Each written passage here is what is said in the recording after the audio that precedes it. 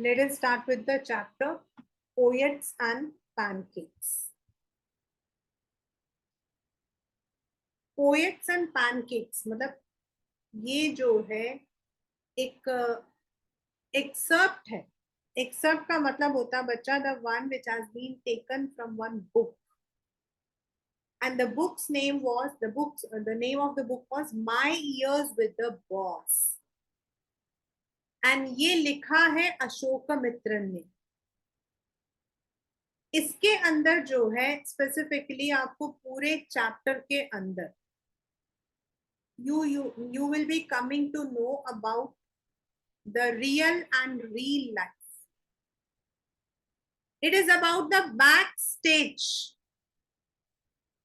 It is about a studio which अभी भी है, मतलब अब तो काफी, मतलब now it is one of the most sophisticated, लेकिन it is one of the oldest studios in Chennai.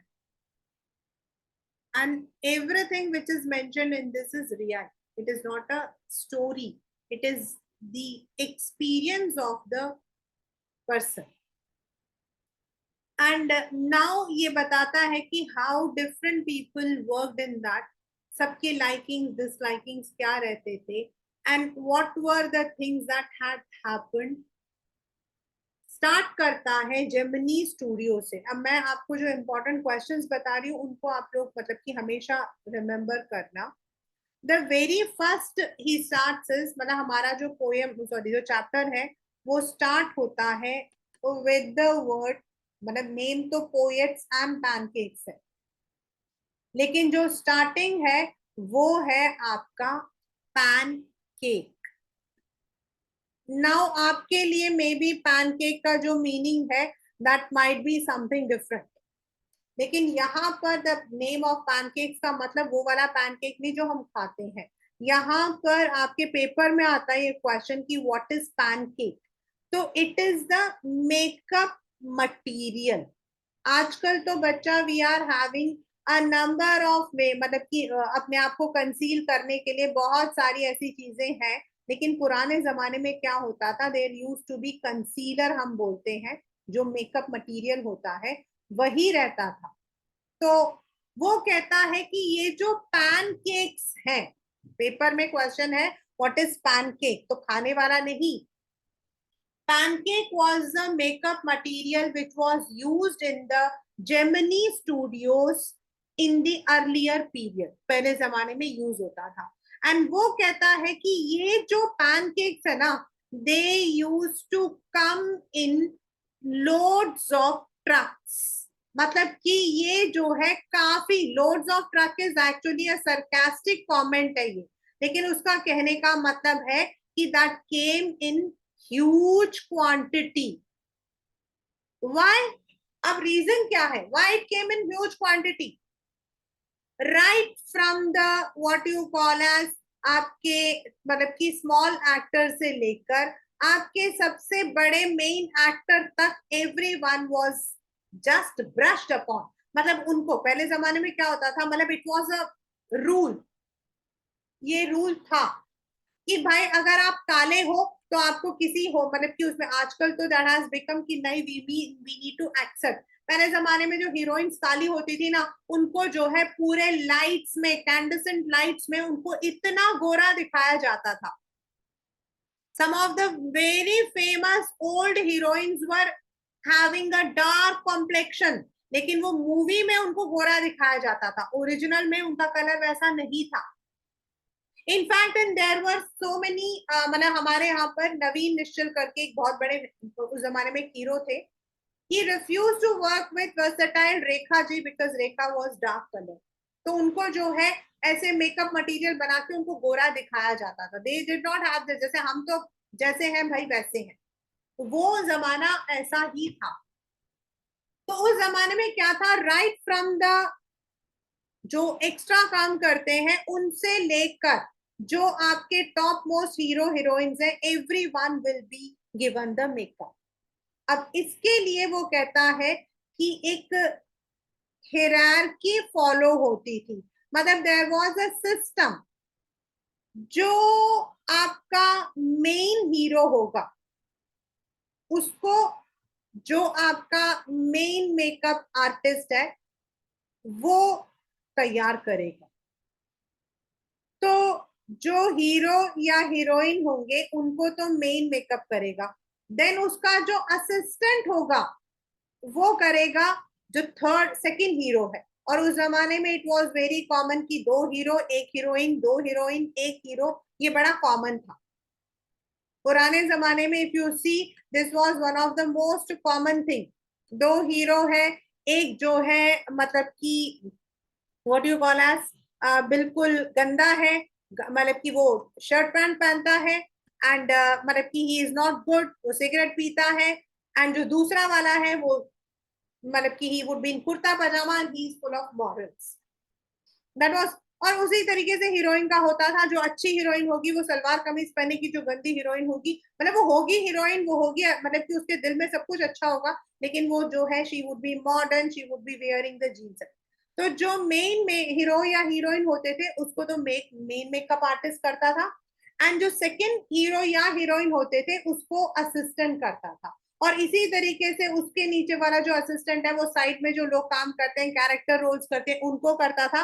And ultimately वो कहता है ऐसे करते करते जो वहां पर मतलब जो यहाँ वहां पे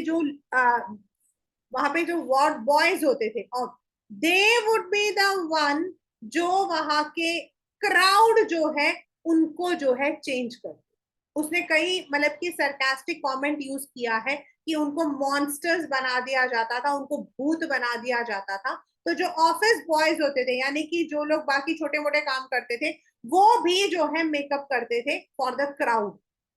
क्योंकि एक सीन ऐसा होता था जिसमें लड़ाई हो रही है, या एक सीन ऐसा होता था जिसमें कव्वाली हो रही है, या एक सीन ऐसा होता था जिसमें बहुत सारे लोग हैं, तो उनके लिए जो मेकअप होगा that would be done by some office boy, not by the makeup artist. तो ये उसका जो है पहला मतलब की है। First is what is makeup, मतलब what is pancake, and then what was its use, how it was used. वो कहते हैं कि सेकेंडली उनका कहना है वेयर वाज द, ये भी पेपर में आया हुआ है, makeup department of Gemini studio situated. तो कहते हैं कि जो ये जेमिनी स्टूडियो का जो फर्स्ट फ्लोर है, जो पहले एक इंग्लिश इंसान था रॉबर्ट क्लाइव, उसका मतलब कि स्टेबल था, अस्तबल था, उसको अब खाली करके now it is the makeup department, जहां पर आपके चारों तरफ you would be having the mirrors. वहां पर आपका जो है it is on the first floor, then it has mirrors all round and incandescent light. Incandescent मैंने आपको पहले बताया कि तेज लाइट्स होती थी, अभी तो we are having all these kinds of LEDs and LCD, तब नहीं होता था। और उसका मानना है कि दैट वाज द एरिया जहां अगली लुकिंग क्रिएचर्स को बिल्कुल सुंदर बनाया जाता था। तो दिस इज, आपके पेपर में आता है where was the makeup department मतलब कि लोकेटेड, आपको ये सारे पॉइंट्स उसमें मतलब ये सारा लिखना है as a paragraph.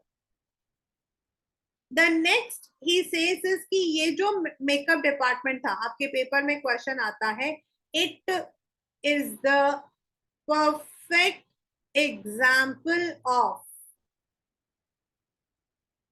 national integrity. This has come in the exam, मतलब ये कई कई बार आया है। The makeup department of Gemini Studio is the perfect example of national integrity even before Doordarshan और AIR। मतलब ये एक सरकास्टिक कमेंट है, ये एक व्यंग्य है, लेकिन इसको आपने एक्सप्लेन करना है। Now what does it mean, मतलब दूरदर्शन जो है जब हिंदुस्तान में आया था तो it did not have only the Hindi programmes, it used to have programmes from all the areas. उस जमाने में होता था कि सैटरडे को आपको रीजनल मूवीज आती थी, संडे को आपको हिंदी मूवीज आती थी। एंड देन AIR का भी ऐसा ही था, there would be different stations, या फिर इवन जो गाने आते थे ना उनके स्लॉट्स होते थे। That was because Doordarshan and AIR जो है वो national radio and TV channels है जो कि पूरे देश के लिए बना है। So they don't differentiate between any culture, any religion, any language. तो यहाँ पर वो कहता है कि मेकअप डिपार्टमेंट भी एक example of national integrity. Y?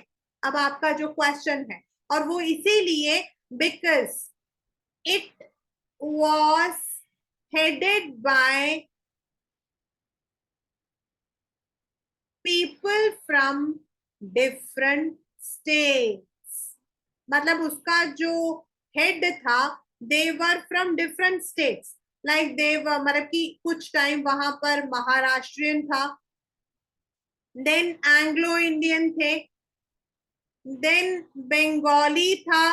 मतलब जो मेकअप डिपार्टमेंट था, that did not have a person from Chennai, even though Gemini studio is visit is मतलब कि लोकेटेड इन चेन्नई, लेकिन वहां पर सिर्फ तमिलियंस नहीं थे, वहां पर महाराष्ट्र से भी थे, आंध्र प्रदेश से भी थे, कर्नाटका से भी थे, एंग्लो इंडियंस भी थे, एंड बंगाल से भी थे। So that is why he makes this comment. It is a perfect example of national integrity even before Doordarshan and AIR. अब यहाँ पर ये कहने के बाद एक बहुत ही इंपॉर्टेंट सेकंड पॉइंट आता है। मैंने अभी आपको यहाँ बताया कि जो मेन हीरो है वो मेकअप मैन करता था, इसी तरीके से जो आपके क्राउड होता था, मतलब जो वहां पर क्राउड होता था, he was subjected to be made, मतलब कि जो मेकअप होता था that was done by office boy। अब यहाँ आपके आता है उस ऑफिस बॉय को डिस्क्राइब करना। अब वो कहता है कि इवन दो हम उसको ऑफिस बॉय बोलते हैं, लेकिन he was not a boy, he was a middle aged man. एक ये मिडिल एज्ड मैन था, अराउंड 40 इयर्स, 45 इयर्स का था, जिसका नाम था कुत्तब, मतलब कि सुब्बू। सॉरी, उसका नाम नहीं था, उसका नाम तो ऑफिस बॉय था, आई एम सो सॉरी। उसका मतलब कि ही वॉज देयर, वो वहां पर आया था टू बिकम सम आर्टिस्ट और सम लिरिसिस्ट और समथिंग, लेकिन वो वहां बन गया ऑफिस बॉय। लेकिन वो एक्चुअल में कोई बॉय नहीं है, he is a perfect man.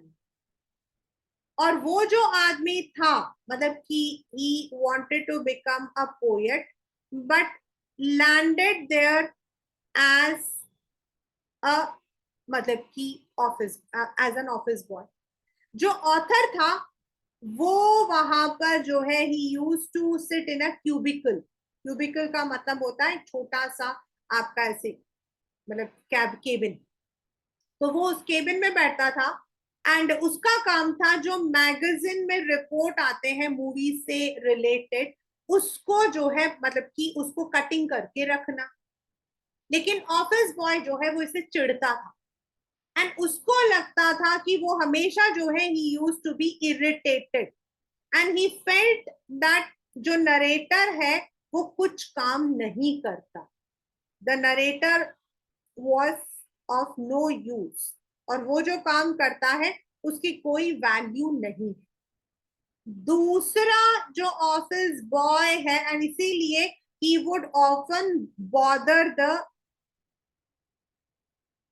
Narrator, वो हमेशा उसको परेशान करता था, ऑथर को हमेशा परेशान करता था, क्योंकि उसे लगता था वो तो कोई काम करता नहीं है, बिना मतलब कि उसको पैसा मिल रहा है। नाउ दिस ऑफिस बॉय जो है ही वॉज कन्विंस्ड, मतलब उसके दिमाग में ये बात बैठी हुई थी कि he had become office boy, he had problems only because of another man। एक और इंसान था जिसका नाम था सुब्बू, कोत्तमंगलम सुब्बू। आपके पेपर में सुब्बू ही आता है, आपको मतलब वो करने की जरूरत नहीं है। दिस वॉज बिकॉज सुब्बू जो है वो एंड जो मतलब कि जेमिनी स्टूडियो का जो ओनर है, दोनों सेम कम्युनिटी को बिलोंग करते हैं।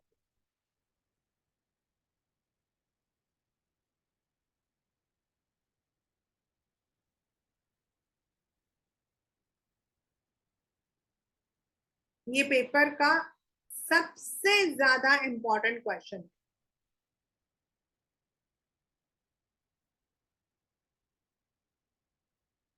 एंड उसको लगता था कि जो ओनर है he favours Subbu instead of the office boy. उसका मानना था कि he himself had lots of talent, उसमें काफी टैलेंट था, सुब्बू उतना टैलेंटेड नहीं था, लेकिन उसके बावजूद भी जो मतलब कि ओनर है he would only favour Subbu. मतलब ये उसको लगता था कि सुब्बू की वजह से उसकी सारी परेशानियां हैं, क्योंकि सुब्बू जो है he belong to the same community as a owner. But according to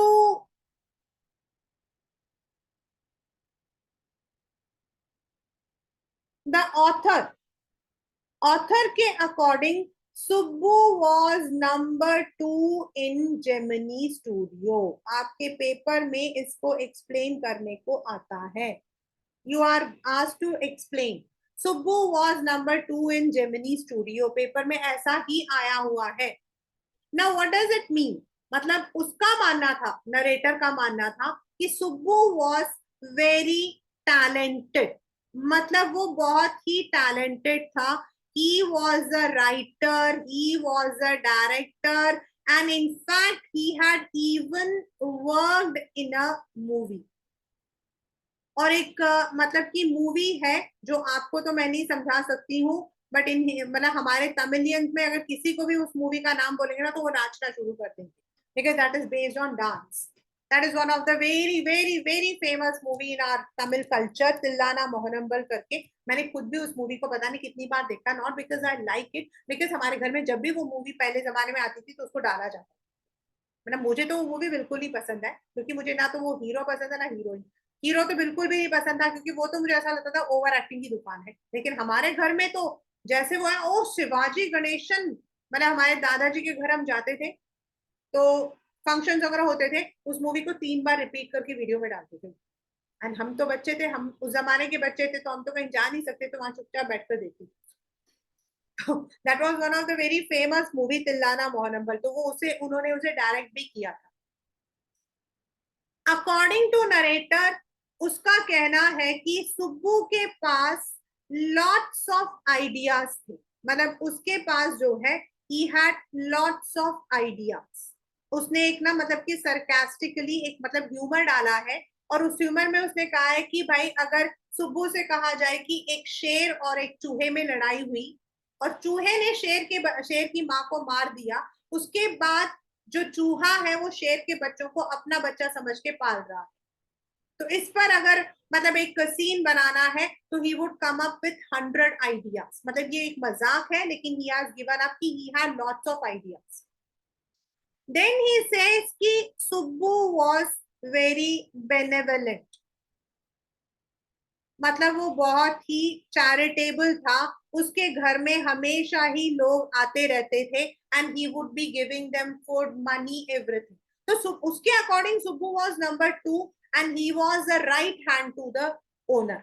वो कहता है कि मतलब कि अगर जेमिनी स्टूडियो जो है वो चल रही थी तो that was because of Subbu. Subbu के पास काफी आइडियाज थे और सुब्बू ने जो मूवीज बनाई थी वो भी काफी हिट रही।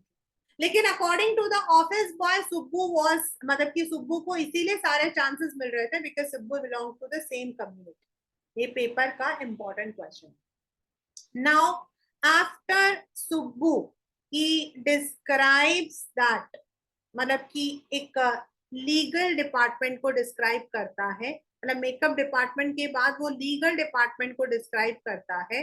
और वो कहता है कि वो जो लीगल डिपार्टमेंट का जो मतलब कि हेड था he was a lawyer. Obvious है कि लीडर है, मतलब कि जो भी मूवी से रिलेटेड लीगल कंस्ट्रेंट्स होती थी उनको वो ठीक करता था। लेकिन वो जो लॉयर था ही वुड जो मतलब कि जो लॉयर था he would wear pants and shirts. मतलब उस जमाने में पैंट एंड शर्ट जो है वो पहनना इतना अच्छा नहीं माना जाता था। रीजन, वो तभी हिंदुस्तान आजाद हुआ था, हिंदुस्तान तभी आजाद हुआ था। तो उस जमाने में मतलब कि पैंट शर्ट पहनना वाज नॉट दैट मच, मतलब लोग जो है कुर्ता पैजामा या फिर मतलब कि गांधीवादी होते थे, लेकिन वो जो है बिल्कुल अलग था।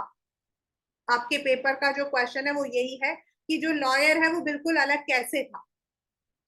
देन वहां पर क्या था कि ही वुड बी मतलब कि उसको लोग उसको जो है लॉयर का ऑपोजिट कहते थे, उसको जो है people called him opposite to legal practitioner. क्यों? क्योंकि वो कोई भी काम लीगली नहीं करता था। इन फैक्ट आपके पेपर का question, a young talented actress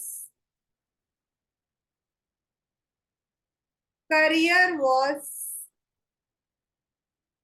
ruined due to uh, due to the lawyer।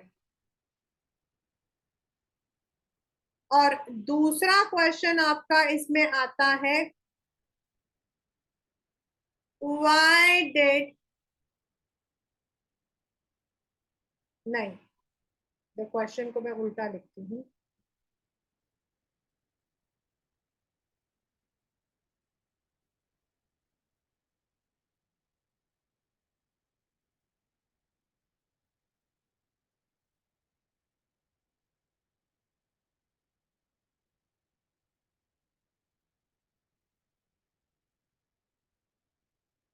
मतलब ये दो क्वेश्चंस आपके पेपर में आते हैं और दोनों अलग हैं, दोनों अलग हैं।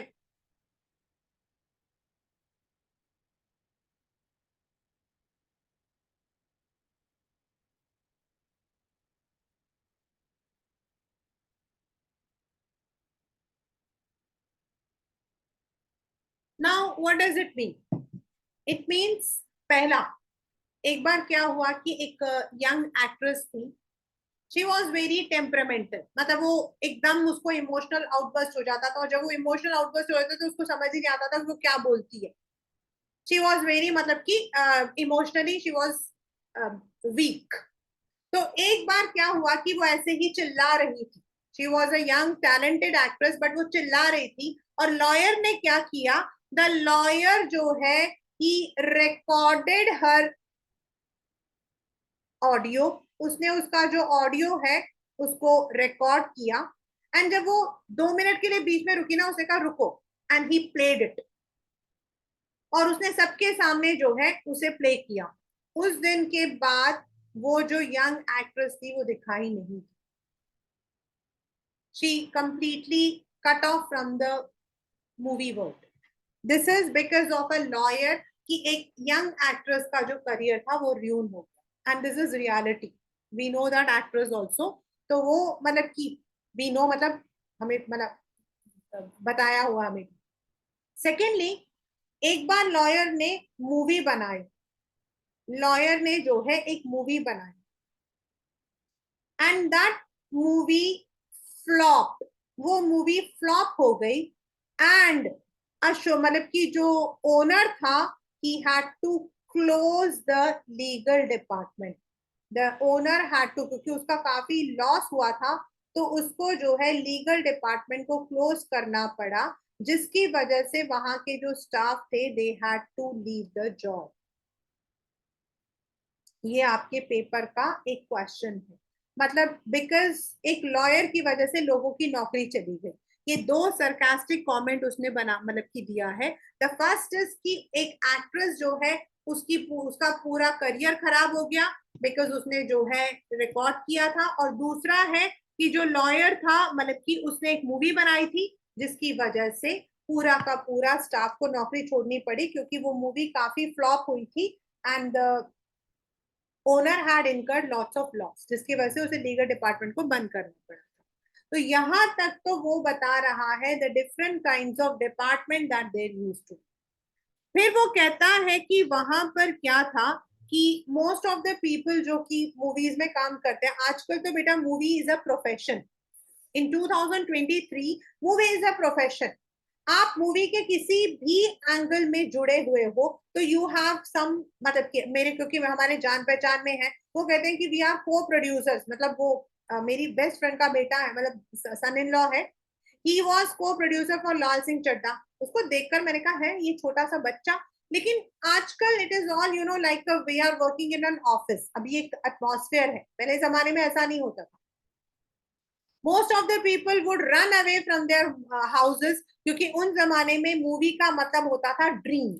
लोग कुछ बनने के लिए जाते थे. Most of them wanted to become an actor, actress, poet, lyricist. And ultimately जब उनको वहां कोई जॉब नहीं मिलती थी तो वो कोई छोटा मोटा काम, क्योंकि वापस घर नहीं आ सकते थे, घर से भाग जाते थे, तो they use to work there, जो काम मिलता था. Many of them were like that. Dharmendra ji जो है, आपके सनी देओल के पापा जी, वो भी ऐसे ही थे, वो घर से ही आए थे. बट ही बिकेम अ, मतलब कि वो बन गए. There are so many people जो नहीं बने. तो normally they would be working there, and जब टाइम होता था तो वो लोग कॉफी टेबल पर, क्योंकि तमिलनाडु में कॉफी ज्यादा होता है, तो in the canteen they would be discussing about the poems, they would be discussing about the you know movie वगैरह, ऐसे ही करते थे. Most of them would be wearing the Gandhi टोपी वगैरह टू शो गांधी, मतलब उनको गांधी जी का कुछ नहीं पता था, लेकिन normally they would B wearing that गांधीवादी दिखाने के लिए कि भाई दे आर सपोर्टिंग. उस जमाने में गांधी को सपोर्ट करना मतलब आप सही को सपोर्ट कर रहे हो. उनको उसका मीनिंग नहीं पता था. तो मोस्ट ऑफ, मतलब वहां पर लोग ऐसे ही थे. बाकी जो थोड़े बहुत काम करते थे देवर ऑल इलिटरेट्स या कम पढ़े लिखे लोग थे. और अगर पढ़े लिखे भी थे तो देवर स्टे, मतलब कि स्टेट के अकॉर्डिंग पढ़े थे.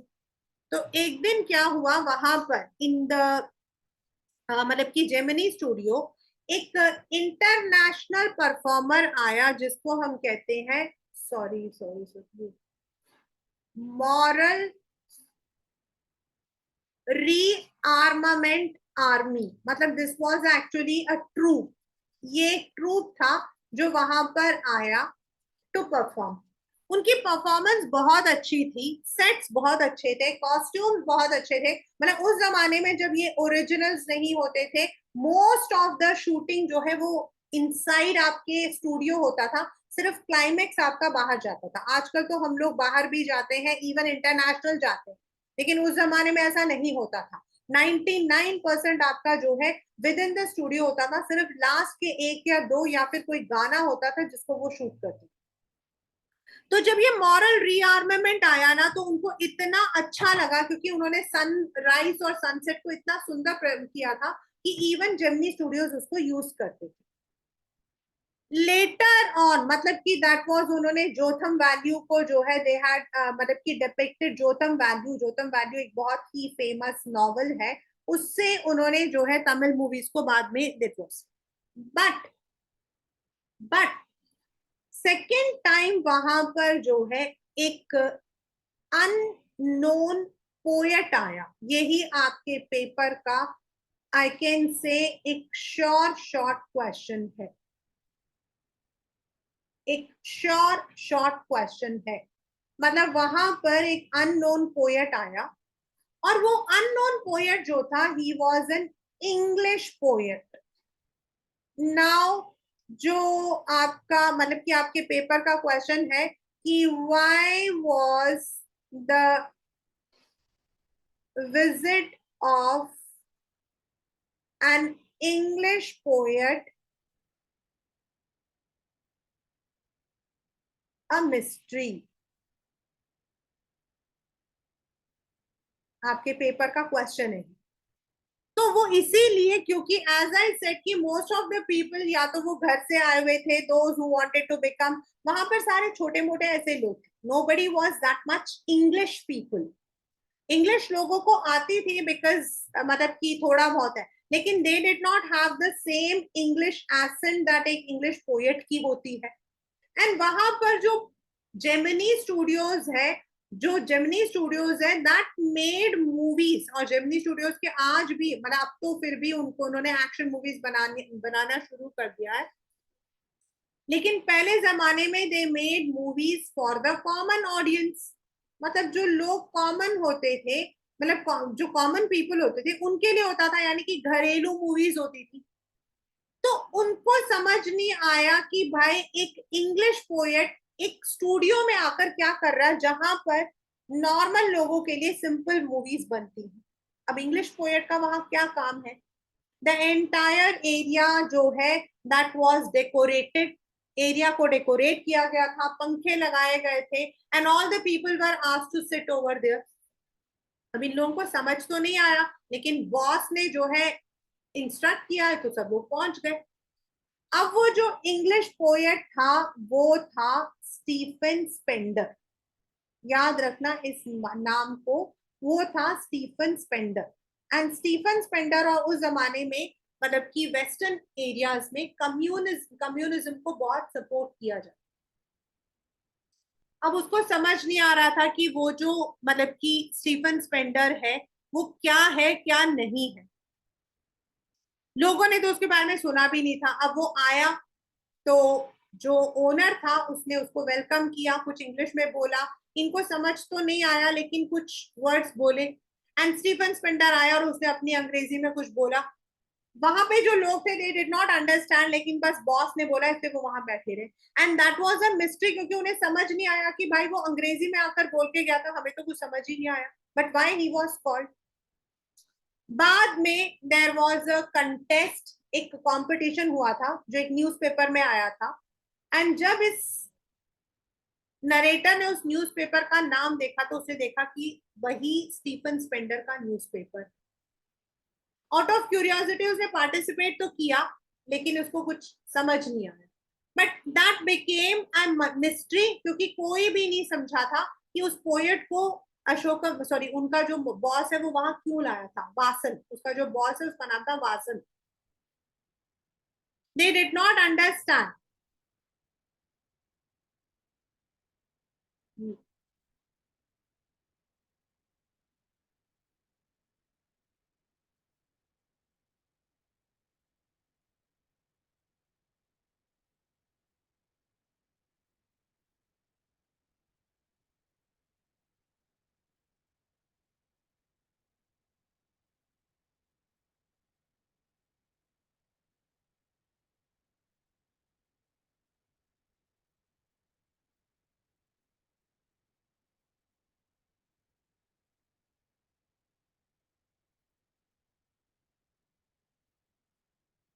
यही इसका आंसर भी है कि भाई वहां तो जो लोग थे दे ऑल स्पोक तमिल, वहां पे उसे क्यों बुलाया? नो बडी न्यू, किसी को नहीं पता।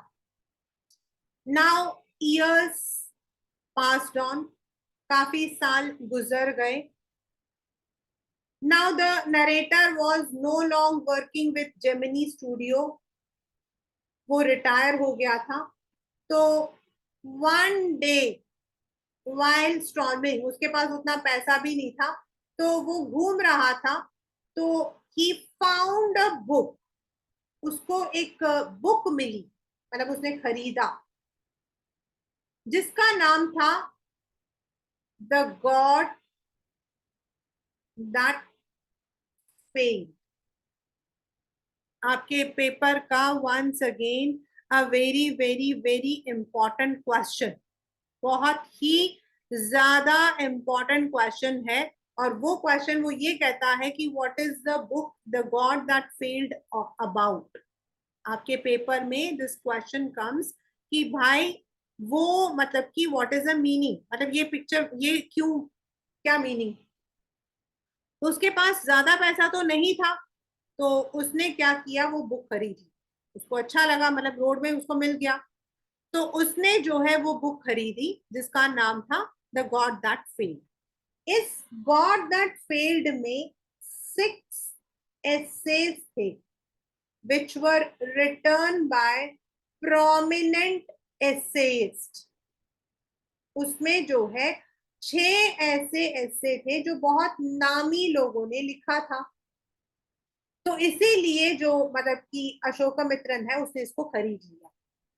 बट ही वॉज शॉक्ड जब उसने उसके अंदर Andre Gide, Richard Wright, Ignazio Silone, Arthur Koestler, Louis Fischer आपका वही है जिसने उसके बाद उसका नाम क्या, गांधी इंडिगो चैप्टर लिखा है, and Stephen Spender.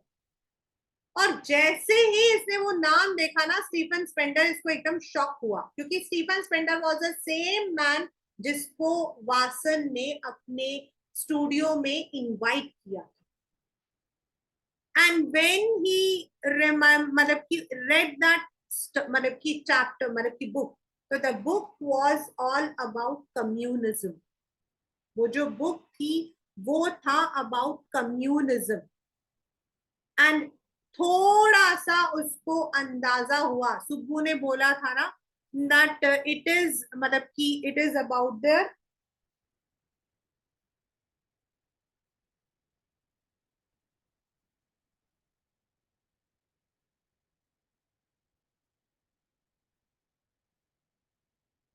This was journey into communism. तो वो कहता है कि इट इज अ कलेक्शन। और अब उसको समझ आया कि जो उसको लगता था कि जो उसका बॉस है ही डजंट सपोर्ट कम्युनिज्म, उसको अब समझ आया कि he supported communism. That is why Stephen Spender was invited in the Gemini studio. ये आपका एक बहुत ही इंपॉर्टेंट क्वेश्चन है, what is the book the God that failed about. तो आपको सिर्फ इसके अंदर यही लिखना है कि after retiring the narrator one day bought a book called the God that failed. The God that failed was a book in which 6 essays were written by prominent essayists, and that book described their journey into communism। आपको इतना ही लिखना है। So that is all about the chapter poets and pancakes। यानी कि यहाँ पर अलग अलग तरीके के पोएट्स, कुछ पोएट्स तो आपके जो वहां पर मतलब की बैठे होते थे। Then second is about Stephen Spender who is himself a poet. आपका एक पोएम जो अब डिलीट हो गया है, elementary school in the slum, वो स्टीफन स्पेंडर का ही लिखा हुआ है। तो Stephen Spender was a poet. तो ऑल अबाउट जेमिनी स्टूडियो में कैसा कैसा था, how the movies were made, मतलब कि वहां पर पैनकेक्स का मतलब मेकअप डिपार्टमेंट, मेकअप डिपार्टमेंट का मतलब क्या, how it was headed, how they work. Then office boy की क्या प्रॉब्लम्स थी। ऑफिस बॉय कौन था, he was a middle age man, he was boy लेकिन वो एक्चुअल में बॉय नहीं था, he was a middle aged man, जिसको मतलब कि हमेशा लगता था कि it is because of Subbu. Then आपके पेपर में आता है Subbu was number 2 in Gemini studios. उसके अंदर आपको बताना है कि सुब्बू जो है वो बहुत टैलेंटेड था, he had lots of ideas, he मतलब कि एक प्रॉब्लम के लिए he would come up with hundreds of ideas. तो दैट इज आपका। देन आपके आता है कि व्हाट, मतलब कि why was the visit of an English poet a mystery in Gemini studio. क्योंकि Gemini studio made movies for the normal audience and they made movies in Tamil. Moreover जो वहां पे काम करते थे, they all were simple people who did not understand English so much. So they did not understand why an English poet was invited there. Then जो next question आपके आता है, जो मैं आपको बता चुकी हूँ कि वाई, मतलब कि लॉयर की वजह से एक एक्ट्रेस की जिंदगी खराब हो गई थी, या फिर it was because of a lawyer all the people वर मतलब कि टोल्ड टू गो होम, या फिर जो लोग थे उनकी जॉब लॉस हो गई, वो एक क्वेश्चन है। एंड देन आपका आता है what is the book the God that failed about. So these are some of the important questions from this chapter, which is poets and pancakes.